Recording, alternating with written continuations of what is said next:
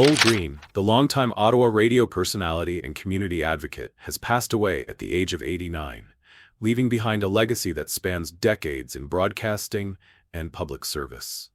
Born in Ann Arbor, Michigan, in 1936 to Canadian parents, Green grew up in the small town of Arthur, Ontario, before pursuing higher education at MacDonald Agricultural College of McGill University.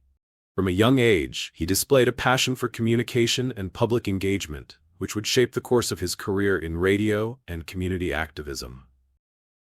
Green's radio journey began in Brantford, Ontario, and later took him to Montreal and Sudbury, but it was in Ottawa at 580 CFRA where he truly became a household name.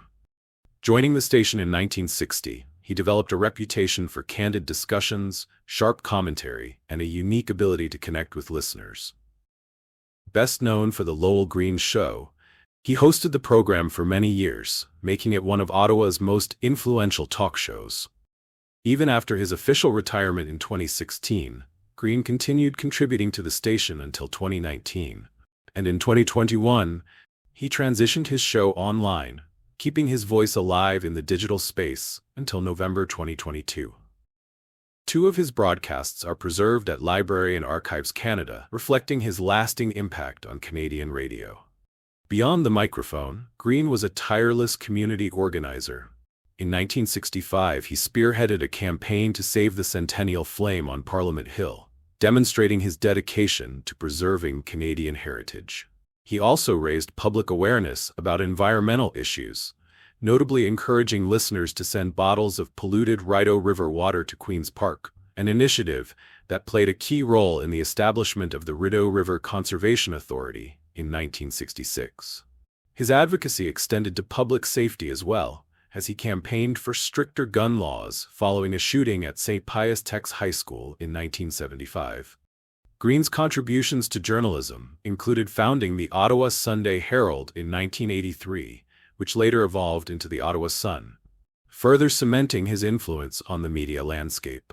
Known for promoting common sense and described by his family as an island of sanity, Lowell Green was more than a broadcaster. He was a voice for the community, a champion of civic causes, and a mentor to many.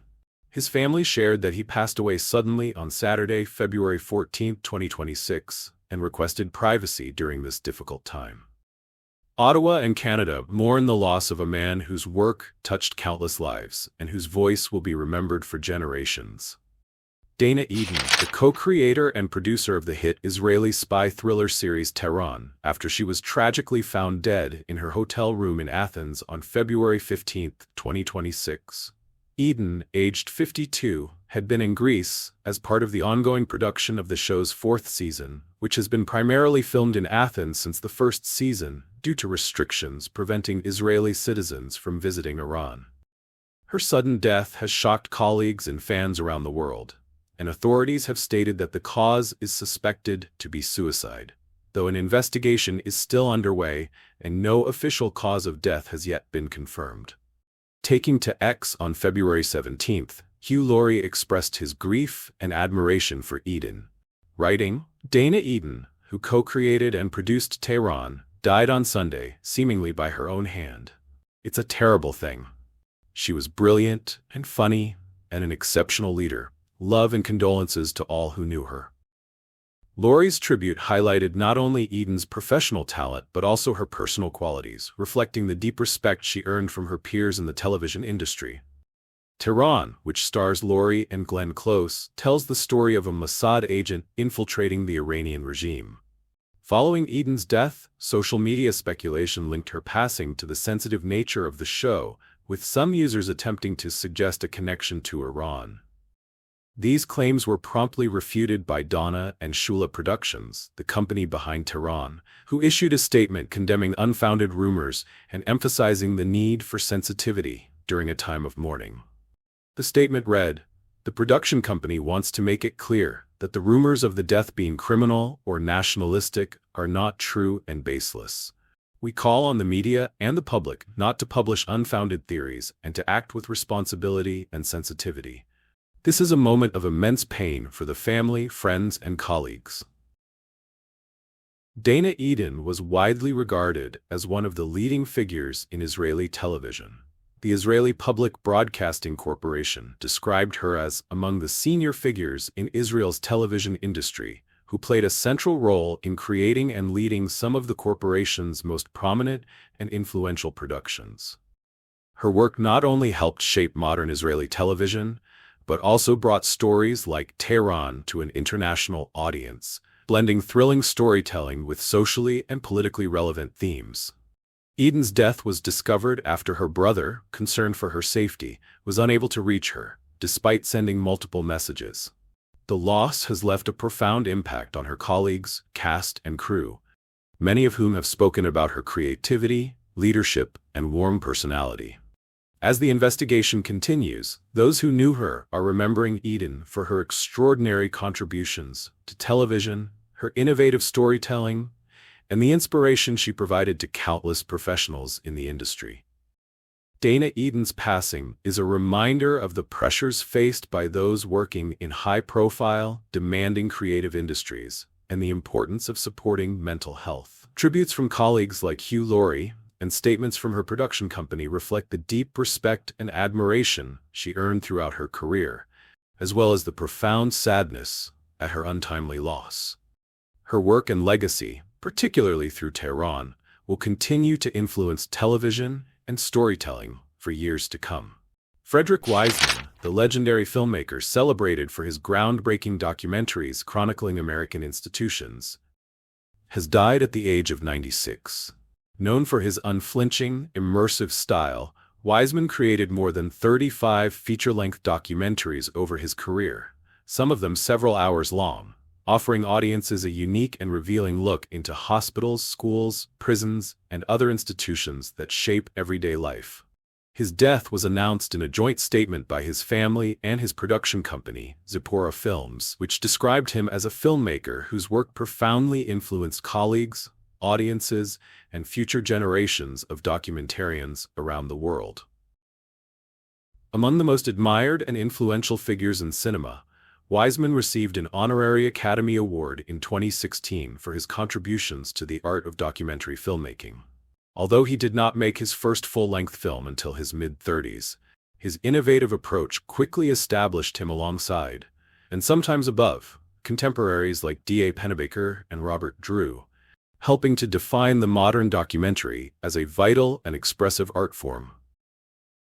He became widely known for his landmark films such as High School and the controversial Tidicate Follies, a harrowing portrayal of conditions at Massachusetts' Bridgewater State Hospital for the criminally insane. Wiseman's filmmaking style was distinctive. He avoided narration, pre-recorded soundtracks, or title cards, instead relying on meticulous observation to capture human behavior in institutional settings. His films, often shot with minimal crew and sometimes with Wiseman himself serving as the sound engineer, depicted the complexity of daily life within systems of authority, from elderly welfare applicants seeking assistance to doctors navigating chaotic hospital wards, and from military trainees facing harsh conditions to sales clerks performing in high-end stores.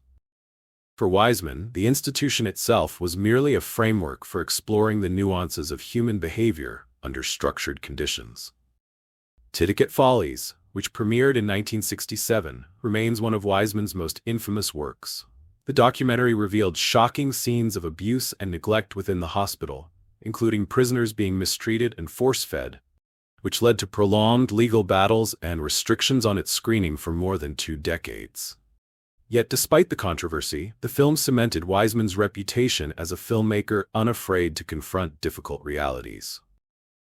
He insisted he was not part of the cinema verite movement, calling the term a pompous French term that has absolutely no meaning, and rejected the notion that his work was intended as social activism, describing himself instead as a careful, engaged observer who allowed the footage itself to reveal the truth. Wiseman also emphasized the importance of documenting both cruelty and kindness, believing that film should capture acts of civility, generosity, and compassion, as well as the banality and indifference of institutional life. He drew inspiration from his own background, born in Boston to a father who was a prominent attorney and a mother who worked in a psychiatric ward. and from his experiences in law, the army, and academia. Early work as a court reporter and research associate, combined with his exposure to filmmaking while stationed in Paris, helped shape his disciplined yet poetic approach to documenting real life. Through Zipporah Films, named after his late wife, Wiseman created a legacy of cinema that combined artistry, rigor, and humanity.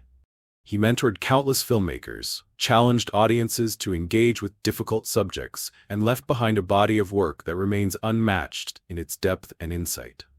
His films, whether exploring public housing, boxing gyms, or high schools, continue to resonate, offering an enduring portrait of American life and the people who navigate its institutions. Frederick Wiseman's passing marks the end of an era, but his profound vision and the worlds he captured on film will continue to inspire and educate for generations to come. Billy Steinberg, the legendary songwriter behind some of the biggest hits of the 1980s and 1990s, has died at the age of 75 in Los Angeles, his family and representatives confirmed. Known for his extraordinary ability to craft lyrics that resonated deeply with listeners, Steinberg helped shape the careers of iconic artists, including Madonna, Whitney Houston, Cyndi Lauper, the Bangles, and Heart. While the cause of his death was not officially disclosed, he had reportedly been battling cancer. His family described him as a visionary lyricist, devoted husband, loving father, and one of the most influential songwriters of his era, praising his gift for turning personal reflections into songs that became universal anthems. Steinberg's most famous work was often in collaboration with musician Tom Kelly, who composed the music while Steinberg wrote the lyrics. Together, they produced a string of chart-topping hits, including 5 number ones on the Billboard Hot 100, Madonna's Like a Virgin, Cyndi Lauper's True Colors, Whitney Houston's So Emotional, The Bangles' Eternal Flame, and Hearts Alone. These songs not only defined the sound of the 80s, but also showcased Steinberg's ability to connect emotionally with millions of listeners through honest, memorable storytelling in music. Before achieving success as a songwriter, Steinberg spent the late 1970s and early 1980s as the frontman of a new wave band called Billy Thermal. While their album was never officially released, its demos caught the attention of Linda Ronstadt, who recorded Steinberg's song How Do I Make You for her 1980 album Mad Love, reaching number 10 on the Hot 100. In 1983, Steinberg and Kelly formed the band I-10 and released their album Taking a Cold Look. Though it did not make a commercial impact at the time, it included the first version of Alone, which Heart would turn into a hit 4 years later.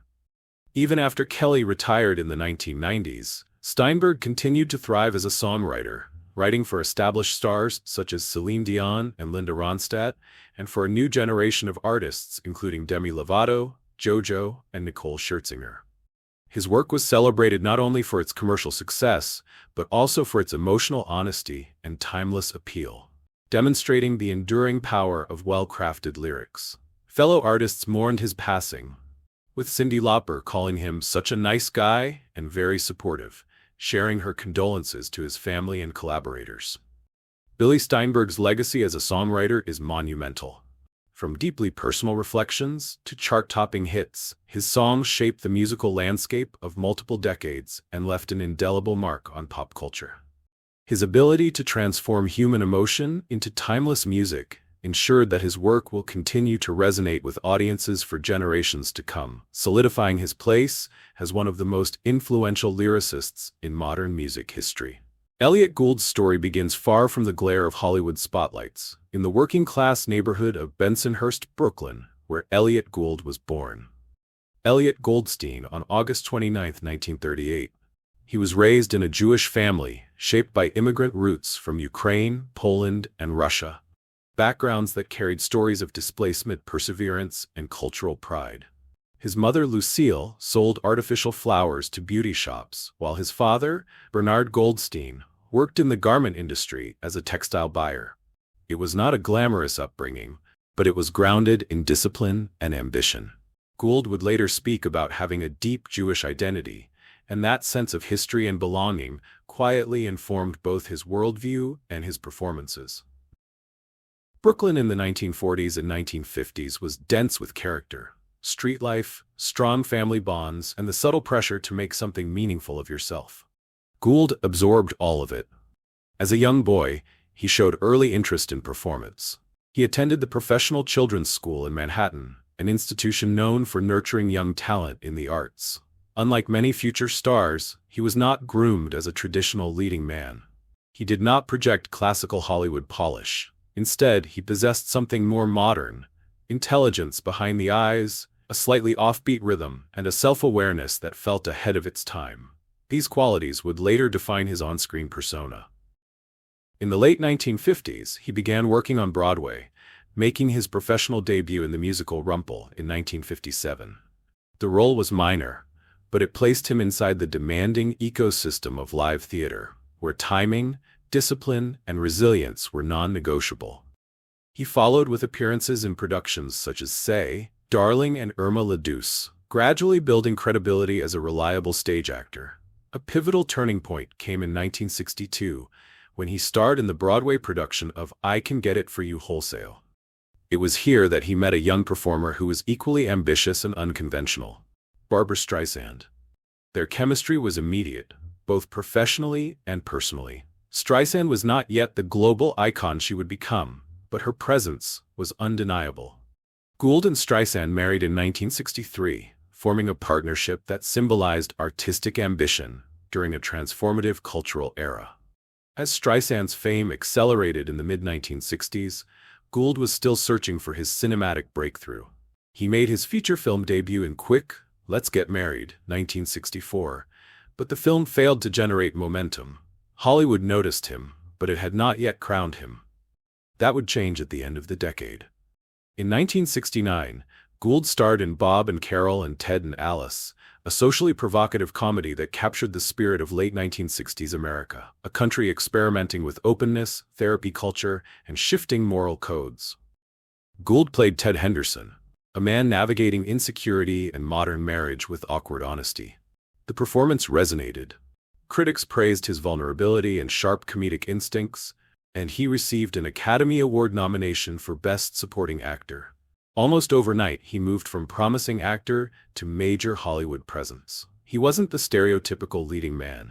He was something different, a reflection of the intellectual, questioning energy of the era. The following year solidified his ascent. In M. Ash, directed by Robert Altman, Gould portrayed Captain Trapper John McIntyre, a sarcastic, rebellious army surgeon in a dark wartime satire. The film was a massive commercial and critical success, earning a Best Picture nomination and becoming a cultural landmark. Gould's performance captured anti-establishment humor, perfectly suited to a Vietnam-era audience. He appeared on the cover of Time magazine and was described as a star for an uptight age. At just over 30 years old, he had become one of the most visible actors in America. Not because he conformed to Hollywood tradition, but because he represented its transformation. This was the beginning of Elliott Gould's meteoric rise, a rise built not on traditional glamour, but on intelligence, vulnerability, and a willingness to challenge the system that made him famous. By 1970, Elliott Gould was no longer simply a promising actor. He was a defining face of the new Hollywood movement. The industry itself was shifting. The old studio system was weakening, and younger directors were reshaping cinema with looser narratives, moral ambiguity, and anti-heroes who reflected a disillusioned America. Gould fit that moment perfectly. He wasn't imposing or classically heroic. He felt contemporary, ironic, and emotionally transparent. After the success of M.A.S., he became closely aligned with director Robert Altman, whose unconventional storytelling style matched Gould's restless energy. Their collaboration reached its most iconic point in The Long Goodbye. Gould portrayed Detective Philip Marlowe, a character previously associated with tough, sharp-edged performances. Instead of mimicking earlier portrayals, Gould reinvented Marlowe as a laid-back, slightly bewildered figure drifting through 1970s Los Angeles. His mumbling delivery and casual physicality made the character feel like a relic wandering through a morally chaotic modern world. The film initially divided audiences, but over time, it became regarded as one of the great neo-noir films of its era. Gould's performance, once considered strange, came to be seen as visionary. a deconstruction of traditional masculinity and detective mythology. In 1974, he reunited with Altman again for California Split, playing Charlie Waters, a charismatic gambler addicted not just to cards but to risk itself. The film explored obsession and male friendship with raw honesty. Gould's portrayal felt spontaneous and deeply human, reinforcing his reputation as an actor willing to inhabit flawed, restless characters. At this point, he seemed less like a studio product and more like a cultural symbol, the intelligent outsider navigating unstable terrain. However, Hollywood's enthusiasm can shift quickly. While Gould remained creatively ambitious, several mid-1970s films underperformed. Projects such as Busting and Spies failed to generate significant box office returns. Studios began to question his reliability as a bankable leading man. He was known for challenging scripts and resisting creative control, traits admired by some directors but viewed cautiously by executives. In an industry that values predictability, Gould's independence sometimes worked against him. He took artistic risks, including working with Ingmar Bergman in The Touch, becoming the first major Hollywood actor to star in one of Bergman's films. Though the project did not achieve major commercial success, it demonstrated Gould's willingness to stretch beyond American cinema conventions. He later joined a massive ensemble cast in A Bridge Too Far, appearing alongside established stars in a sweeping World War II epic. The film was successful, but it marked a subtle transition. Gould was increasingly part of ensembles rather than positioned as the singular star. In 1978, he regained some mainstream visibility with Capricorn 1, a conspiracy thriller reflecting the era's paranoia, and with the tense crime drama, The Silent Partner. Critics praised his performances, but the industry landscape had shifted. Rumors about difficulty and instability circulated, and perception in Hollywood often shapes opportunity. By the end of the decade, Gould's status as a leading man had cooled. The meteoric rise of the early 1970s had given way to a more uncertain chapter. Yet this was not an ending. It was a transition. Gould had experienced both the exhilaration of cultural relevance and the volatility of fame. The next phase of his career would require reinvention and resilience. As the 1980s began, Elliott Gould found himself in a dramatically different position than he had occupied a decade earlier. The rebellious anti-hero of the new Hollywood era was no longer the industry's center of gravity. Blockbusters, high-concept films, and franchise storytelling were taking over.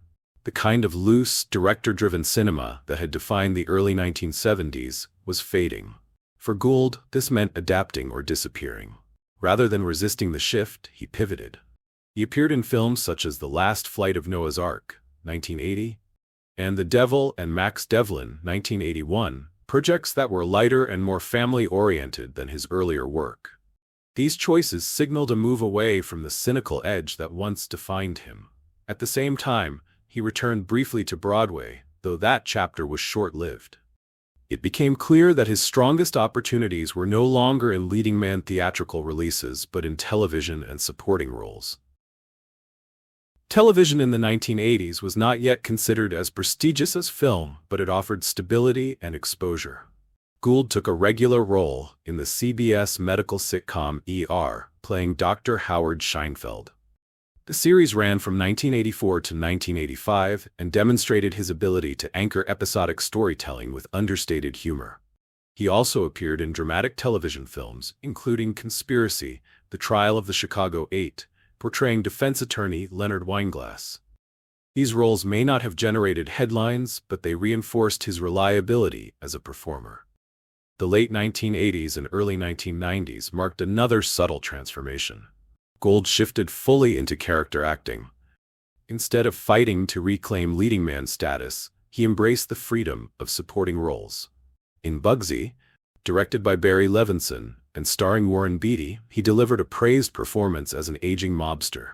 The role reminded critics that the intensity and intelligence that defined his early career had not disappeared. He also made a cameo as himself in Robert Altman's The Player, a knowing nod to his history with the director and the industry. Then came one of the most unexpected reinventions of his career. In 1994, he began appearing as Jack Geller, the dry, occasionally awkward father of Ross and Monica, on Friends. The sitcom became a global phenomenon, and Gould's recurring appearances across 20 episodes introduced him to millions of viewers who had never seen MASH or The Long Goodbye. His performance as Jack Geller was understated but memorable. A father proud of his son, confused by his daughter's choices, and frequently the source of deadpan humor. He did not dominate scenes, he complemented them. And in doing so, he quietly re-established himself in mainstream pop culture. By the late 1990s, Gould was firmly positioned as a respected veteran actor rather than a volatile leading man. He appeared in the controversial drama American History X, taking on a supporting role in a film that tackled racial extremism and redemption. The choice demonstrated his continued willingness to engage with serious material. The next major resurgence came in 2001 with Ocean's 11, directed by Steven Soderbergh. Playing Ruben Tishkoff, a seasoned casino insider, Gould brought gravitas and subtle wit to an ensemble cast that included George Clooney, Brad Pitt, and Matt Damon. The film was a major commercial success, and he reprised the role in its sequels. For audiences, he became the elder statesman of the crew. Experienced, sharp, and quietly commanding. It was a perfect role for where he stood in life. No longer the rebellious upstart, but the wise insider who had seen Hollywood's cycles come and go. By the 2000s and 2010s, Gould continued to appear steadily in both film and television, including roles in Contagion and recurring appearances in Ray Donovan. His career had come full circle, from rising star to cautionary tale to enduring presence. He never fully returned to the singular stardom of 1970, but he achieved something arguably more rare: longevity. Elliott Gould's third act was not about reclaiming past glory. It was about endurance, reinvention, and quiet resilience in an industry that often forgets its former icons. By the time Elliott Gould entered the later decades of his life, his story had become about more than career highs and industry shifts. It had become about identity, survival, relationships, and the quiet strength required to endure Hollywood's cycles. Fame had arrived early, cooled abruptly, and then reshaped itself into something steadier. Through all of it, Gould remained grounded in a strong sense of personal and cultural identity. He has often spoken about having a very deep Jewish identity. Raised in a family rooted in Eastern European Jewish heritage, that connection was not superficial or performative. It informed how he saw the world, through history, displacement, resilience, and intellectual curiosity. Unlike many celebrities who distance themselves from cultural labels, Gould embraced his heritage openly. That grounding may have helped him navigate the volatility of show business, where identity can easily become commodified. His personal life unfolded under public scrutiny.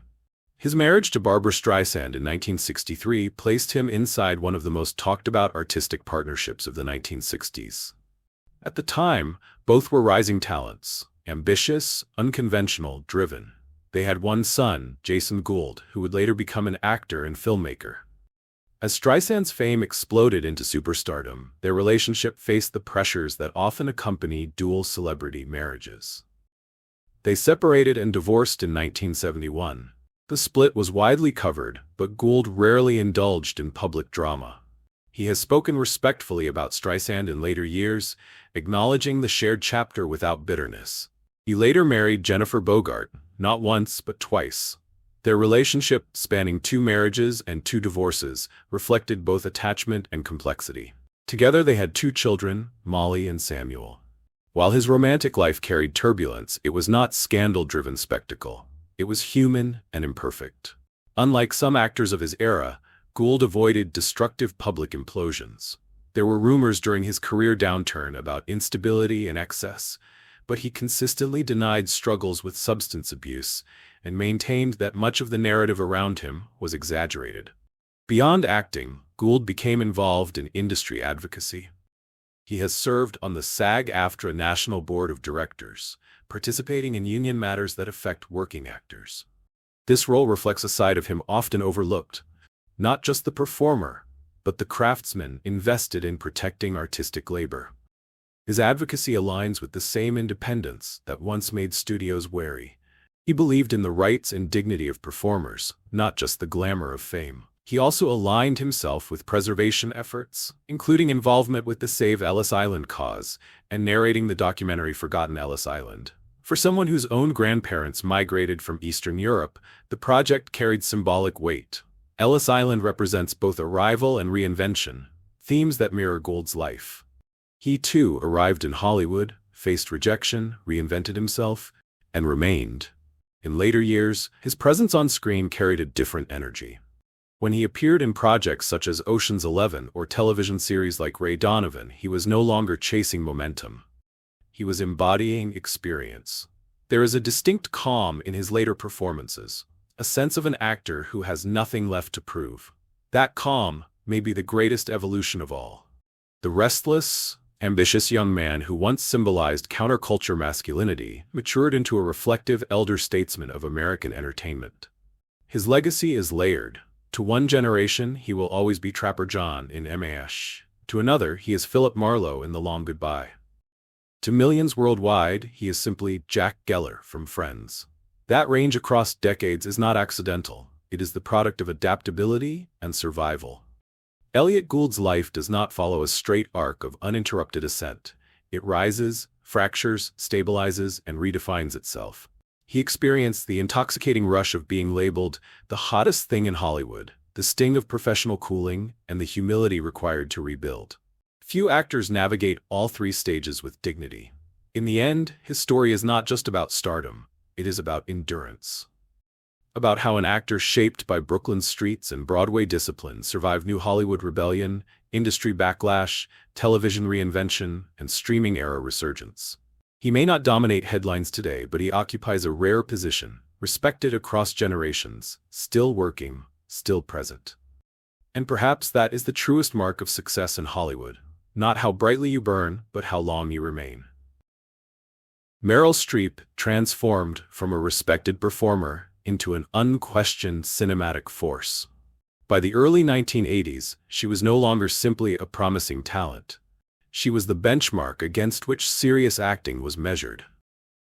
After the emotional weight and technical brilliance she displayed in Sophie's Choice, where her portrayal of Sophie Zawistowski earned her an Academy Award, the industry fully recognized that she operated on a different level. The performance was not just heartbreaking. It was layered with linguistic precision, psychological nuance, and emotional restraint that made the character feel devastatingly real. Actors often speak about losing themselves in a role, but Streep seemed to reconstruct entire inner worlds from the ground up. Her accent work in the film became a case study in authenticity, showing that voice was not a gimmick for her. It was an entry point into identity. What made this period especially important was her refusal to be typecast. Instead of remaining confined to tragic, heavy dramas, she deliberately sought variety. She moved between intense emotional narratives and more grounded domestic stories, proving that range was not about extremes but about depth. In films like Silkwood and Out of Africa, she portrayed women shaped by external pressures, political systems, societal expectations, historical circumstances. Yet her performances always emphasized their internal agency. Even when surrounded by epic landscapes or historical drama, she anchored stories in intimate human truth. This ability to balance scale and subtlety became her signature strength. During this phase, critics began describing her as the actress of her generation. But what distinguished her was not only awards recognition, it was the intellectual seriousness she brought to her craft. She approached roles with academic rigor, researching dialects, historical context, and psychological backgrounds in detail. Yet the final result never felt academic. It felt lived in. That paradox, intense preparation paired with effortless delivery, deepened the mystique around her performances. Directors increasingly trusted her with emotionally complex material because she consistently elevated scripts beyond what was written on the page. By the mid-1980s, Streep had already accumulated multiple Academy Award nominations, solidifying her place among Hollywood's elite. However, she did not carry herself like an untouchable icon. Interviews from that period reveal someone thoughtful, sometimes self-critical, and deeply aware of the responsibilities that came with influence. She spoke about the limited roles available to women and quietly pushed against those limitations by choosing characters that challenged stereotypes.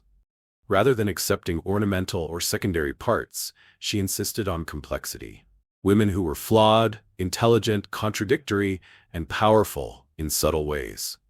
Another defining feature of this era was her collaborative spirit. Co-stars often described working with her as transformative. She listened intensely in scenes, reacting with such precision that conversations on screen felt startlingly organic. Acting with Streep was not about competing for attention. It was about raising the emotional stakes together. That generosity contributed to her reputation not just as a brilliant performer, but as a leader on set. As this period closed, it became clear that her success was not a temporary peak but a foundation. She had proven that artistic credibility and mainstream recognition could coexist. She had demonstrated that a female actor could command critical respect, box office presence, and industry longevity simultaneously. Most importantly, she showed that consistency, not sensationalism, builds legacy. By the end of this chapter, Meryl Streep was no longer ascending. She had arrived, firmly positioned as one of the most formidable talents in modern cinema, with decades of reinvention still ahead of her. Meryl Streep began redefining longevity in Hollywood. By the late 1980s and into the 1990s, the industry was changing rapidly. Blockbuster culture was expanding, independent cinema was rising, and audience tastes were shifting. Many actors who dominated the previous decade struggled to adapt. Streep did not. Instead of chasing trends, she leaned further into versatility, quietly reshaping what a sustained career could look like for a leading actress. During this era, she consciously moved away from the intense tragic roles that had defined much of her early acclaim, and explored lighter, more commercially accessible material. Films like Death Becomes Her revealed her sharp, comedic instincts, something audiences had not fully seen before. Her timing, physical humor, and willingness to embrace satire showed that her talent was not confined to prestige drama. She could be glamorous, ridiculous, vain, insecure, and hilarious, often all within a single scene. That performance alone demonstrated that her range extended far beyond solemn intensity. At the same time, she continued to choose roles grounded in emotional realism. In The Bridges of Madison County, she delivered one of the most intimate performances of her career. The film's quiet storytelling relied heavily on subtle expression, glances, pauses, restrained longing, and Streep carried it with extraordinary delicacy. There were no grand speeches dominating every scene, just lived-in emotion that felt almost documentary in its authenticity. It reminded audiences that her greatest strength was not dramatic outbursts, but stillness. What made this chapter especially significant was how she navigated the industry's age bias. Hollywood has long reduced opportunities for women once they move past certain age brackets. Yet Streep refused to fade into supporting roles or background characters. She adapted by selecting parts that reflected maturity rather than chasing youth-centric scripts. Instead of resisting aging, she incorporated it into her performances, portraying women with layered life experiences, regrets, ambitions, and wisdom. In doing so, she subtly expanded the types of stories studios were willing to tell. This period also revealed her resilience. Not every project was critically celebrated, and for the first time in her career, she faced moments where reviews were mixed. But rather than allowing temporary dips to define her trajectory, she continued working steadily. That persistence reinforced an important aspect of her legacy: consistency over perfection. She did not require every film to be a masterpiece. She focused on steady growth and creative exploration. By the end of the 1990s, something remarkable had happened. She had successfully transitioned from a young dramatic prodigy into a seasoned leading actress without losing relevance. Few performers manage such a transformation without being typecast or sidelined. Streep not only survived the transition, she strengthened her position. Her reputation was no longer built solely on awards, it was built on adaptability. This chapter of her life proves that greatness is not maintained by repeating past successes. It is preserved by evolution. And as the 2000s approached, it became clear that Meryl Streep was preparing for yet another reinvention. one that would introduce her to an entirely new generation of audiences while reinforcing her place at the very top of cinema history. Meryl Streep to a whole new generation while reinforcing her dominance among critics. The 2000s were not merely a continuation of her career. They were a reinvention. At a time when many actors from her era were stepping back, she stepped forward with renewed energy, sharper instincts, and an even broader range. The turning point came with The Devil Wears Prada. As Miranda Priestley, she created one of the most iconic characters in modern cinema. What made the performance extraordinary was its restraint. Instead of portraying the powerful editor as loud or exaggerated, she made her terrifying through calm precision. A lowered voice, a measured pause, a subtle glance. These choices created tension more effectively than shouting ever could. The role earned her another Academy Award nomination and became a cultural phenomenon, quoted and referenced for years. It proved she could dominate mainstream commercial cinema without compromising sophistication. Soon after, she embraced musical comedy in Mamma Mia. The film's global success showed yet another dimension of her adaptability. Singing ABBA songs on a Greek island was a far cry from the historical dramas that built her early reputation, yet she approached it with the same sincerity and commitment. Audiences saw joy in her performance, not irony, not detachment, but full emotional participation. The box office numbers were massive, and suddenly she was not just an acting legend, she was a cross-generational star. Then came one of the most technically demanding portrayals of her career in The Iron Lady. Playing Margaret Thatcher required vocal transformation, physical alteration, and political complexity. Rather than offering a caricature, she humanized a divisive figure, portraying vulnerability behind authority. The performance earned her a third Academy Award, reaffirming that decades into her career she remained at the very top of her craft. What defines this chapter is balance. She moved seamlessly between prestige roles and popular hits, between drama and comedy, between vulnerability and power. She accumulated nomination after nomination, extending her record to an unprecedented level. Yet none of it felt repetitive. Each role seemed approached as if it were her first, researched deeply, executed carefully, and delivered with precision. Equally important was her increasing presence in television, including acclaimed work in Big Little Lies. Her move into premium television demonstrated her awareness of shifting storytelling platforms. Rather than viewing television as secondary to film, she embraced it as a space for complex character exploration. Once again, she adapted before the industry fully shifted. By the end of this era, something remarkable was clear. Meryl Streep was no longer simply maintaining a legendary career, she was expanding it. Her third act as an actress became as powerful as her first. She had conquered drama, comedy, musicals, biopics, and television, all while maintaining artistic integrity.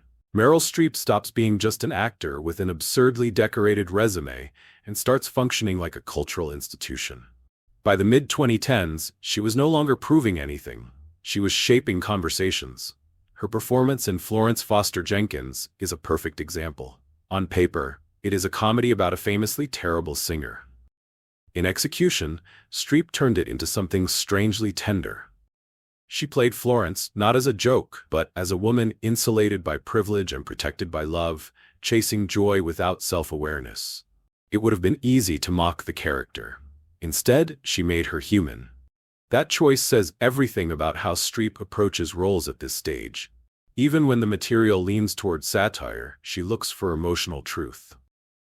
Then there is The Post, where she portrayed Katharine Graham during the Pentagon Papers crisis. Opposite Tom Hanks and directed by Steven Spielberg, she anchored a story about press freedom and political courage. Her Graham was hesitant at first, aware of the male-dominated environment surrounding her, but gradually stepping into authority. The performance resonated in a climate where journalism and power were hotly debated topics. Streep did not shout, she did not grandstand. She let quiet resolve build until it felt seismic. During this period, she also became more vocal publicly. Her speeches, particularly at major award ceremonies, were dissected, praised, criticized, memed, and debated.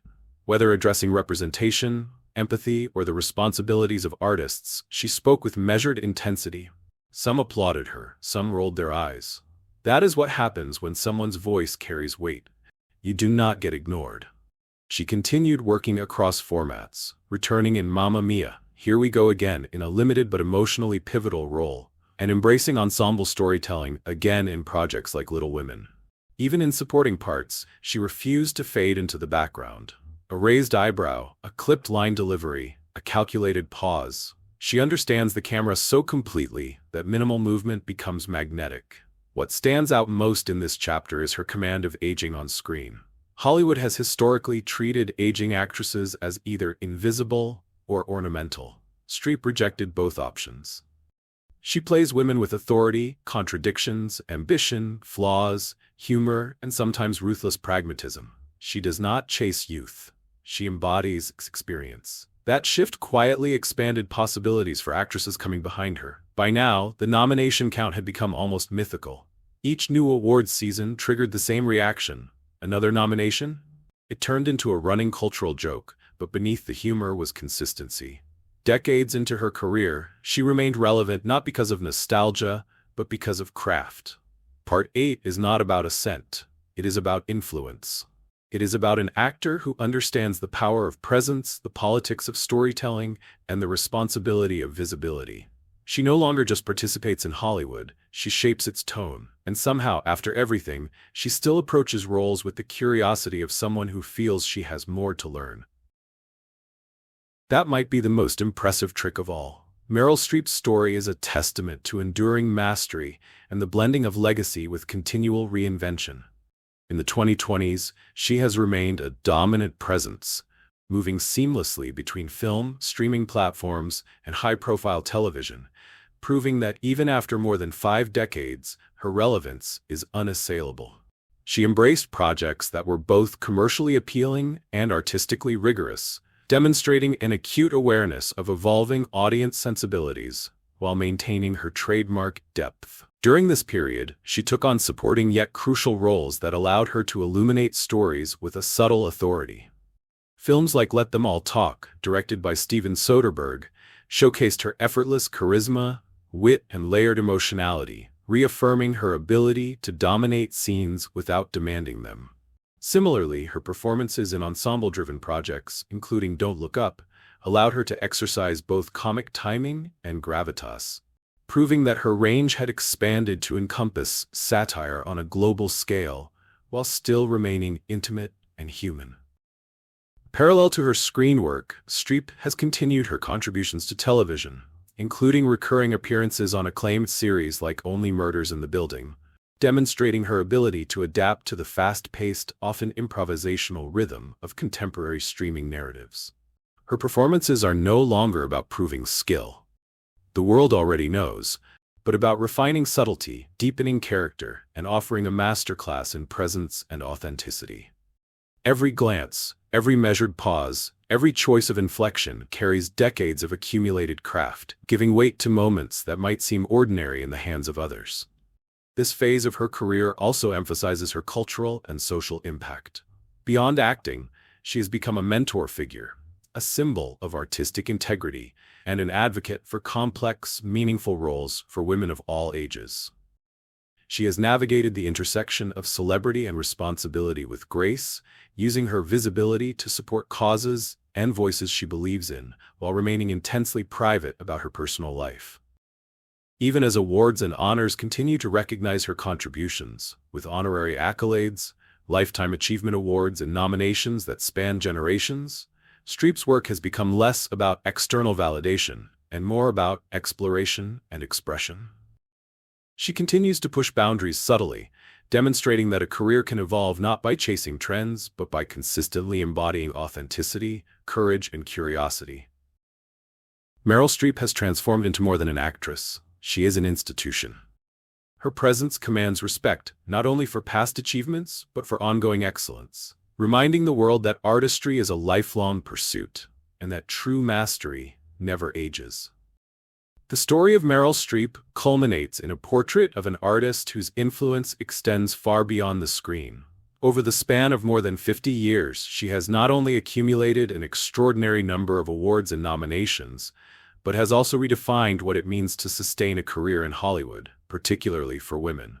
She has shown that versatility, dedication, and the courage to take risks are more powerful than fleeting trends or superficial glamour. Her ability to inhabit vastly different characters, from historical figures and literary adaptations to musicals, comedies, and modern dramas, illustrates a rare commitment to craft over celebrity. Beyond her performances, Streep's impact is felt culturally and socially. She has become a standard-bearer for integrity in an industry often criticized for its ageism and gender disparities, consistently taking roles that challenge stereotypes and expand the representation of women on screen.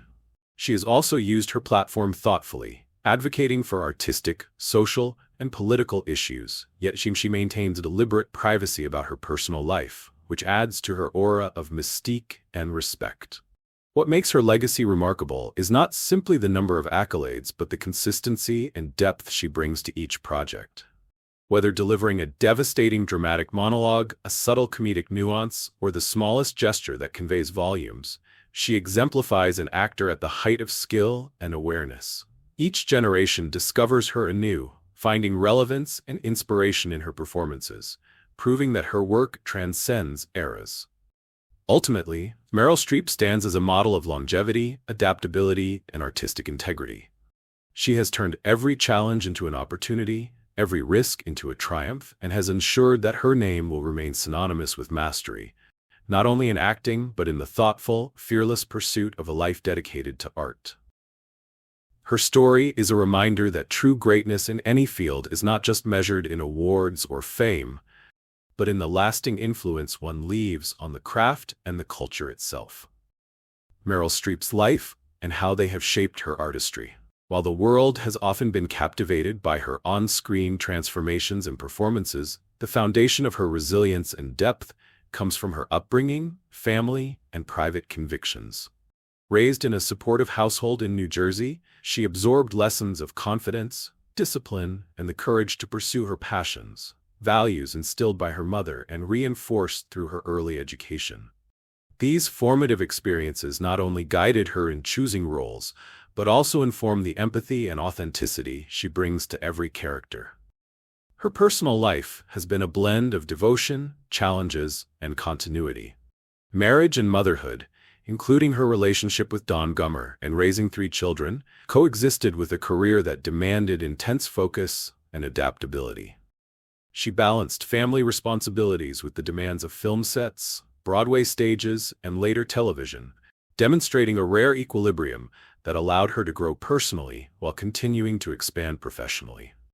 Her deep friendships and collaborations, from co-stars to directors, have provided a network of creative support, reinforcing her reputation not just as a performer, but as a trusted collaborator.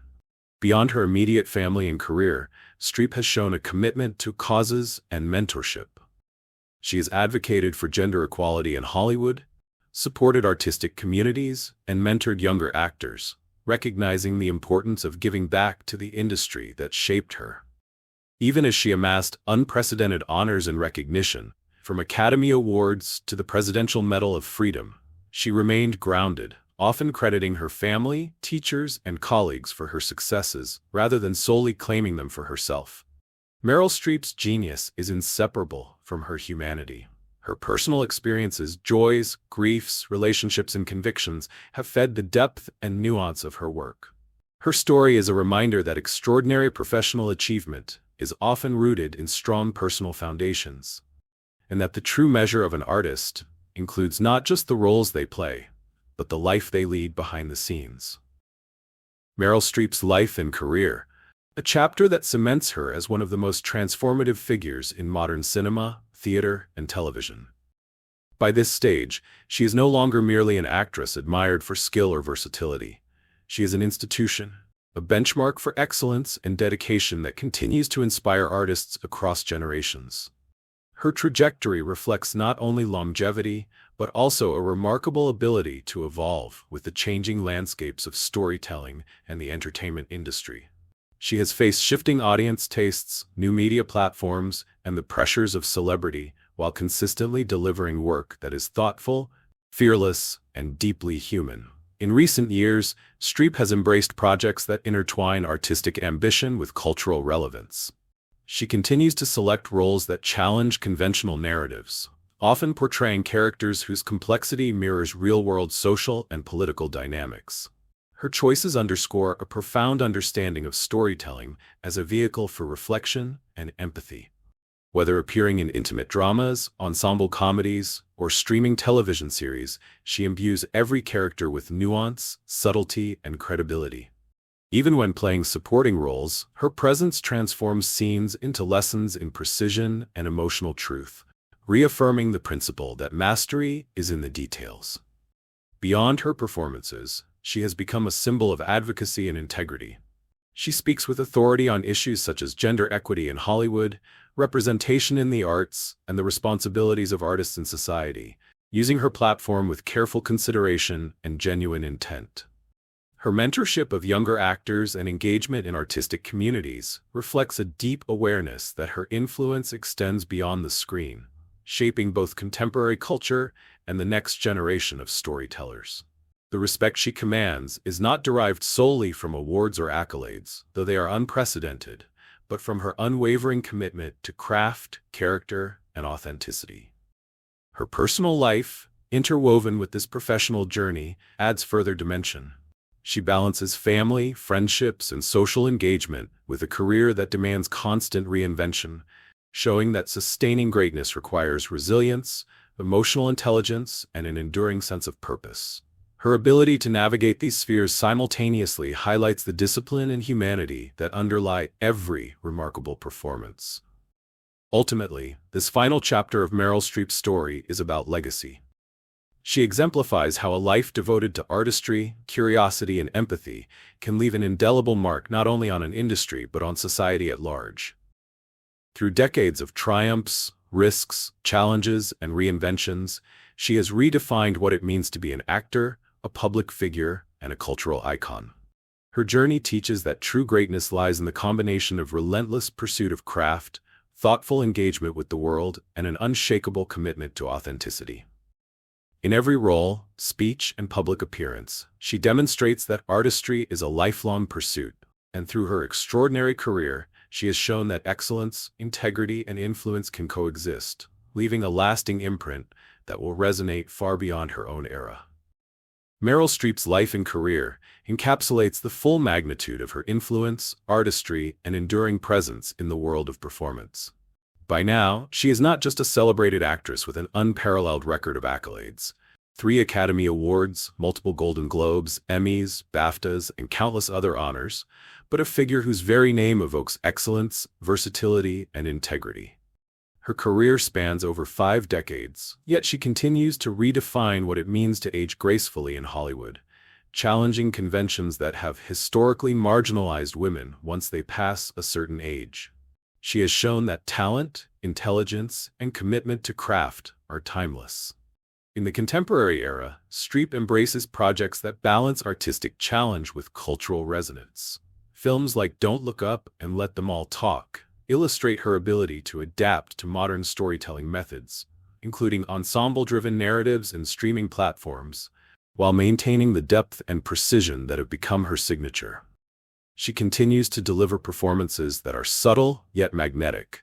A single glance, a carefully chosen pause, or a tonal shift can carry enormous emotional weight, reminding audiences that acting at its best is about presence and nuance.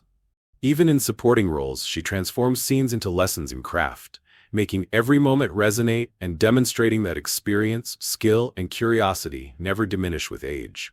Beyond performance, Streep's influence extends to mentorship, advocacy, and cultural commentary. She speaks publicly on issues of representation, equity, and the responsibilities of artists, balancing her celebrity with thoughtfulness and restraint. Her guidance and example have shaped countless younger actors, emphasizing professionalism, preparation, and empathy. She has also remained deeply private about her personal life, proving that a figure can be both highly visible and profoundly grounded. Her family, long-term friendships, and partnerships have remained a stabilizing force, supporting her career while providing perspective and balance in an industry known for volatility. Ultimately, this final part of Streep's story is about her legacy as a living institution. She demonstrates that true greatness is not measured solely by awards, fame, or financial success, but by consistency, integrity, and the power to elevate those around you. She has expanded the possibilities of what it means to be an actress, showing that talent and dedication can command respect, shape culture, and inspire generations. Through her work, her voice, and her choices, Meryl Streep leaves an indelible mark on the art of storytelling, proving that a lifetime devoted to craft, curiosity, and authenticity is the most enduring achievement of all. Her story reminds the world that mastery is not a destination, but a continuous journey, one that she has walked with unparalleled grace, intelligence, and humanity.